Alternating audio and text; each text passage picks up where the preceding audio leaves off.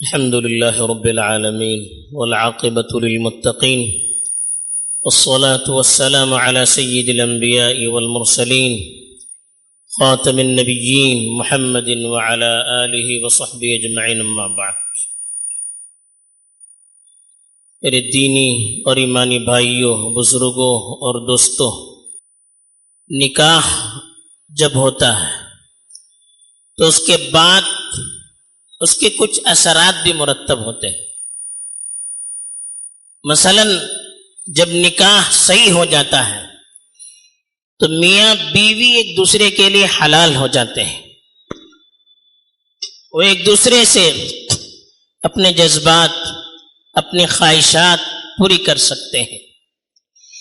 دوسرے، جب نکاح ہو جاتا ہے وہ ایک دوسرے کے وارث بھی بن جاتے ہیں۔ میاں بیوی کا وارث بنتا ہے، بیوی اپنے شوہر کی وارث بن سکتی ہے۔ اسی طرح سے جب نکاح ہو جاتا ہے تو میاں بیوی سے جو اولاد ہوتی ہے اس اولاد کا نسب، اس کا رشتہ اپنے والد سے جڑ جاتا ہے، پھر وہ اس کا انکار نہیں کر سکتا۔ ایسے ہی جب نکاح ہوتا ہے تو نکاح کے ہونے کے بعد مہر بھی واجب ہو جاتا ہے، اور اسی طرح سے بیوی کا اور اولاد کا نان نفقہ بھی شوہر پر وارد ہو جاتا ہے۔ آج کے خطبے میں مہر کے سلسلے میں کچھ باتیں عرض کی گئی ہیں۔ مہر کیا ہوتا ہے؟ نکاح کی مجلس میں ہم سنتے ہیں کہ جب ایجاب و قبول ہوتا ہے تو کہتے ہیں کہ اتنے کے عوض میں ہم نے نکاح کر دیا، فلاں چیز کے عوض میں ہم نے نکاح کر دیا۔ نکاح کے بعد جب عورت مرد کے لیے حلال ہوتی ہے تو اس خوشی میں جو چیز وہ اپنی بیوی کو عطا کرتا ہے وہ مہر کہلاتا ہے۔ اب یہ کیوں دیا جاتا ہے مہر؟ اس کی حکمتیں مختلف لکھی ہیں علماء نے۔ ایک وجہ تو یہ ہے کہ مہر دے کر آدمی جو ہو جاتا ہے وہ اپنی سچائی کو، خوش دلی کا اظہار کرتا ہے کہ میں جو نکاح کرتا ہوں اس میں میں مخلص ہوں، اس نکاح کے ذریعے سے میں ایک بہترین اور عمدہ زندگی اس کی تعمیر کرنا چاہتا ہوں، میں اس نکاح کو جو کر رہا ہوں اس معاملے میں بڑا سنجیدہ ہوں میں۔ اسی طرح سے جو مہر ادا کیا جاتا ہے اس میں عورت کی بھی عزت ہوتی ہے، اس کا احترام ہوتا ہے۔ یہ نہ ہو کہ جاہلیت میں جس طرح سے جائے عورت کے ساتھ تعلقات قائم کیے جاتے تھے وہ نہیں ہے، بلکہ یہ باقاعدہ اہتمام کے ساتھ میں اپنی عورت کو اپنے نکاح میں لے رہا ہوں۔ اس میں عورت کی عزت ہے، اور عورت کو در در کی ٹھوکریں کھانے سے بچایا جاتا ہے۔ ہندوستان میں دیکھیے نکاح کرنا ہوتا ہے، عورت سے جہیز مانگا جاتا ہے۔ بہت سے معاشرے میں ہے، غیروں کی چیز بعد مسلمانوں کے اندر بھی آ گئی ہے۔ اب اس کے لیے لڑکیاں پریشان، لڑکی کے والدین پریشان کہ بڑے بڑے جہیز کا مطالبہ کیا جاتا ہے۔ کہاں سے اس کا جواز ہوتا ہے؟ انہی لوگوں سے پوچھنا چاہیے کس دل سے وہ عورت سے مطالبہ کرتے ہیں۔ حالانکہ اسلام نے مرد کو ذمہ داری دی ہے۔ ایک حکمت یہ بھی بیان کی گئی ہے کہ مرد جب مہر دیتا ہے تو اس کے ذریعے سے وہ اپنی اہلیت کو ثابت کرتا ہے اور اس کا اعلان کرتا ہے کہ آئندہ سے اس عورت کے نان نفقے کی ذمہ داری، خرچے کی ذمہ داری یہ میری ہے۔ یہ مہر کی جو رقم یا مہر میں جو چیز دی جاتی ہے اس کے ذریعے سے اعلان کرتا ہے وہ کہ آج سے اس عورت کی ذمہ داری میری ہے۔ اسلام نے تو مرد کو ذمہ داری دی، الرجال قوامون علی النساء بما فضل اللہ بعضهم علی بعض وبما انفقوا من اموالهم، کہا کہ مرد کو عورت پر ذمہ دار بنایا ہے۔ بہت سی خوبیاں ہیں جو مردوں کو عورتوں کے مقابلے میں دی ہے، اور ایک چیز بتائی کہ مرد عورتوں پر خرچ کرتا ہے، اس کی وجہ سے مرد کو ذمہ داری دی گئی ہے۔ تو یہ مرد کا کام ہے کہ مرد عورت پر خرچ کرے، لیکن کتنی بے غیرتی کی بات ہے کہ عورت سے مطالبہ کیا جائے کہ اتنا جہیز چاہیے، اتنا مال چاہیے۔ یہ بالکل ایک غیر اسلامی طریقہ معلوم ہوتا ہے. تو بہرحال یہ حکمتیں اس طرح کی بہت سی علماء نے بیان کی ہے کہ مہر جو دیتا ہے آدمی وہ کیوں دیتا ہے. تیسری چیز، اب مہر کتنا دیا جائے اس کی بھی کوئی حد شریعت نے متعین نہیں کی ہے، بلکہ مطلق بیان کیا ہے. قرآن نے کہا کہ فَمَسْتَمْتَعْتُمْ بِهِ مِنْهُنَّ فَآتُوهُنَّ أُجُورَهُنَّ فَرِيضَةً، کہ تم ان سے جو فائدہ اٹھاتے ہو اس کا بدلہ دے دو، اس کا معاوضہ دے دو جو شریعت نے طے کیا. کتنا طے کیا ہے اس کی وضاحت نہیں کی، بلکہ دوسری آیت میں کہا کہ مال مطلق کہا. مال مطلق کتنا دینا چاہیے اس کی بھی تحدید قرآن نے بیان نہیں کی ہے. اسی لیے اللہ کے رسول صلی اللہ علیہ وسلم کے سامنے جب ایک معاملہ آیا، ایک عورت نے اللہ کے رسول کی خدمت میں حاضر ہو کر عرض کیا کہ یا اللہ کے رسول، میں اپنے آپ کو آپ کے نکاح میں دینا چاہتی ہوں، آپ کے لیے ہبہ کرنا چاہتی ہوں. یہ اللہ کے رسول کی خاصیت تھی کہ عورت اپنے آپ کو پیش کر سکتی تھی کہ آپ مجھے اپنے نکاح میں، اپنی زوجیت میں لے لیجئے، لیکن اللہ کے رسول کا اختیار ہوتا تھا، چاہے تو قبول کرے چاہے تو قبول نہ کرے. تو ایک عورت نے پیش کیا، اللہ کے رسول نے کہا کہ مجھے ضرورت نہیں ہے. وہ کافی دیر تک کھڑی رہی. تو ایک صحابی نے عرض کیا اللہ کے رسول، اس عورت کا نکاح مجھ سے کروا دیجیے. اللہ کے رسول نے کہا، پوچھا ان سے تمہارے پاس مال کیا ہے؟ اس نے کہا کہ ایک کپڑا ہے. تو اللہ کے رسول نے کہا کہ کپڑا دو گے تو تم کیا پہنو گے؟ پھر کہا کہ التمس ولو خاتما من حدید، ایک لوہے کی انگوٹھی ہے، اس کی قیمت کیا ہو سکتی ہے؟ کہا کہ ایک لوہے کی انگوٹھی بھی ہو تو تلاش کرو مہر میں دینے کے لیے. انہوں نے کہا کہ میرے پاس اتنا بھی نہیں ہے. پھر پوچھا کیا تمہیں قرآن مجید کی کچھ صورتیں یاد ہیں؟ انہوں نے کہا کہ فلاں فلاں صورتیں مجھے یاد ہیں. اللہ کے رسول صلی اللہ علیہ وسلم نے فرمایا کہ وہ قرآن کی آیتیں آپ اپنی بیوی کو سکھائیے. فقط زوجتکھا بما معک من القرآن، آپ کو جتنا قرآن یاد ہے نا، اس قرآن کے بدلے میں میں نے آپ کا نکاح اس سے کر دیا. یعنی آپ کا مہر یہ ہے کہ آپ اس کو قرآن کی تعلیم دے دیں. تو اس لیے مہر کی کوئی حد مقرر نہیں ہے. مال کا زیادہ بھی دے سکتے ہیں.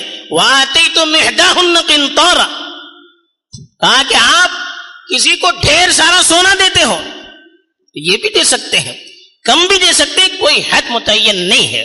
قرآن نے مطلق کہا ہے، حدیث میں بھی اللہ کے رسول صلی اللہ علیہ وسلم نے مطلق کہا. چھوٹی سے چھوٹی چیز کی مثال دے کر کہا کہ آپ اتنا تلاش کیجئے.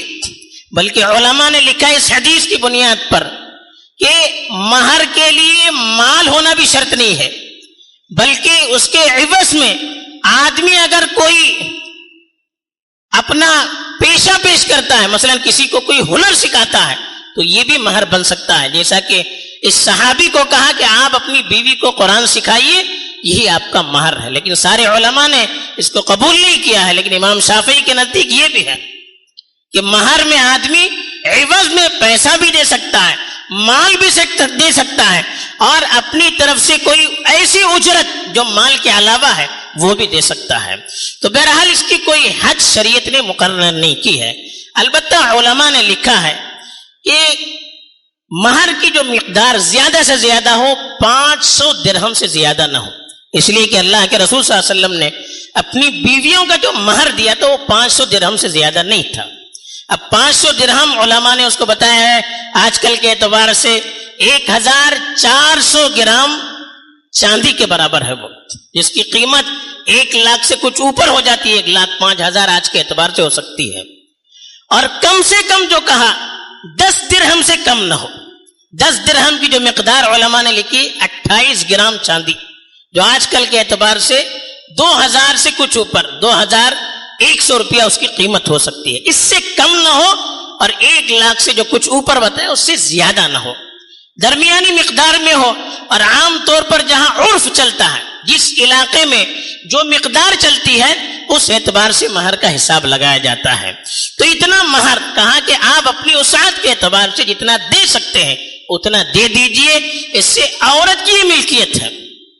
لیکن یہ ضروری نہیں کہ نکاح کی مجلس ہی میں مہر طے کیا جائے کہ کتنا دینا ہے، یا نکاح کی مجلس ہی میں مہر آپ اس کے حوالے کریں، یہ کوئی ضروری نہیں۔ البتہ افضل اور بہتر یہ ہے کہ نکاح کی مجلس میں طے کیا جائے تاکہ آئندہ چل کر کوئی اختلاف نہ ہونے پائے، آپس میں کچھ باتیں نہ ہونی پائے، یہ کہے کہ اتنا ہے، وہ کہے کہ اتنا ہے۔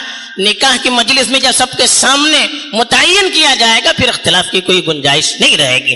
تو اس لیے عام طور پر دیکھیں ہمارے یہاں بھی نکاح کی مجلس میں باقاعدہ اعلان ہوتا ہے، بلکہ الحمدللہ ہمارے یہاں تو نقد مہر دینے کا رواج ہے، اور یہی ہونا چاہیے، بہتر اور افضل یہی ہے۔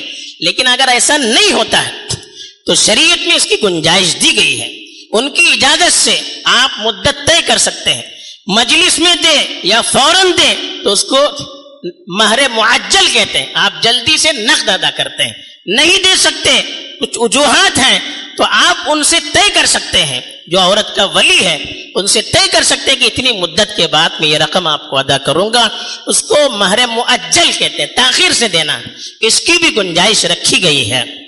تو یہ مہر کو ادا کرنے کے لیے بھی کہا کہ آپ بہتر یہ کہ وقت پر ادا کریں، نہ ہو آپ کے پاس گنجائش نہیں ہے تو بعد میں بھی آپ ادا کر سکتے ہیں، لیکن یاد رکھیے آپ کے ذمے وہ قرض رہتا ہے۔ بیوی سے آپ کے نے صحبت کی تو پھر دینا ضروری ہو گیا، نکاح کے بعد ہی وہ طے ہو جاتا ہے، فرض ہو جاتا ہے، لیکن وہ آپ کے ذمے باقی رہتا ہے جب تک آپ کے ذمے آپ ادا نہ کریں اس کو، وہ آپ کے ذمے قرض کے طور پر رہتا ہے۔ اس کا خیال رکھنا چاہیے۔ عام طور پر بعض علاقوں میں یہ ہوتا ہے کہ بڑا مہر طے کرتے ہیں، 5 لاکھ 10 لاکھ 15 لاکھ، اور ان کے یہاں رواج ہوتا ہے کہ مرتے وقت معافی مانگتے ہیں۔ یہ صحیح رواج نہیں ہے، یہ وہ عورت کے لیے اختیار ہے، وہ معاف کر سکتی ہے، لیکن اتنا مقرر نہ کرے جتنا آپ دے نہ سکے۔ اسی لیے عرب میں آج کل بڑی پریشانی ہو رہی ہے، بڑا مہر وہ متعین کرتی ہے، عورتیں ڈیمانڈ کرتی ہیں کہ مجھے اتنے لاکھ درہم چاہیے، اتنے لاکھ درہم چاہیے۔